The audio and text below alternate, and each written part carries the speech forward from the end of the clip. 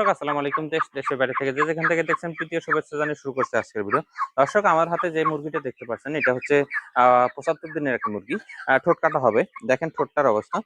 এই ঠোঁট দিয়ে কিন্তু অন্য মুরগিকে যখন কামড় দেয়, ঠোক দেয় তখন কিন্তু ওই মুরগিটার ক্ষতি হয়। এই বিষয়টা লক্ষ্য রেখে আপনার রেডি প্লেটের মুরগিগুলো তাড়াতাড়ি ঠোঁট কাটানো হয়।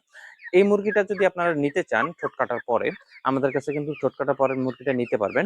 আমরা এই মুরগিটা সেল করব কারণ আমাদের অনেক ব্যাচ আছেন সেখান থেকে আমাদের কিছু মুরগি সেটে উঠবে, ডিমের জন্য উঠবে আর কিছু মুরগি সেল হবে।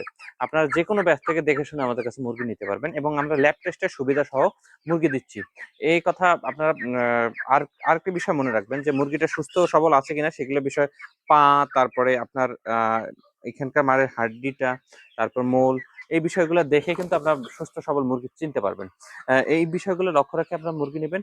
আমাদের কাছে যদি মুরগি নিতে চান স্ক্রিনে দেওয়া নাম্বার থেকে যোগাযোগ করতে পারেন এবং ডিসক্রিপশনে ডিসক্রিপশনে যে দেওয়া আছে, ঠিকানা দেওয়া আছে, সেখান থেকে কিন্তু আমাদের কাছে এখানে এসে দেখে শুনে মুরগি নিয়ে যেতে পারবেন। ভালো থাকুন, সুস্থ থাকুন। আসসালামু আলাইকুম।